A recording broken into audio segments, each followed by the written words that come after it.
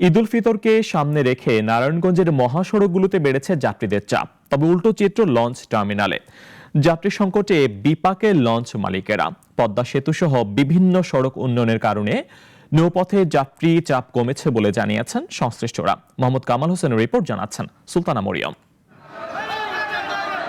নারায়ণগঞ্জের মহাসড়কে যাত্রী চাপ থাকলেও লঞ্চ টার্মিনালে দেখা মিলছে না যাত্রীর সংকটে বিপাকে লঞ্চ মালিকেরা। ভালোভাবেই যেতে পারছি ইনশাল্লাহ, দেখি কতটুকু যাওয়া যায়। রাস্তাঘাটের যানজট নাই, লঞ্চে নীরবে বসে থাকা যায়। লম্বা ছুটি পাইছে, এই জন্য একটু রিলিজে যেতে থাকি, কোনো ঝামেলা পড়েনি। লঞ্চ মাস্টাররা জানান, এইবার ঈদ যাত্রায় যাত্রী সংকটে তেলের খরচও উঠছে না, ফলে স্টাফদের বেতন দিতেও হিমশিম খাচ্ছেন তারা। স্টাফ করবে যে যাত্রী নিয়ে আসা যাওয়া করতে যেত, তেলের টাকাই হয় না, কোম্পানিতে স্টাফের বেতন দিতে পারে না। বাইরে ওঠে লোক জায়গা সব, আমাদের লঞ্চে ওঠে না। সড়ক উন্নয়নের ফলে যাত্রীরা বেশি বাসে ভ্রমণ করছেন, তাই গত বছরের তুলনায় লঞ্চে চাপ কম।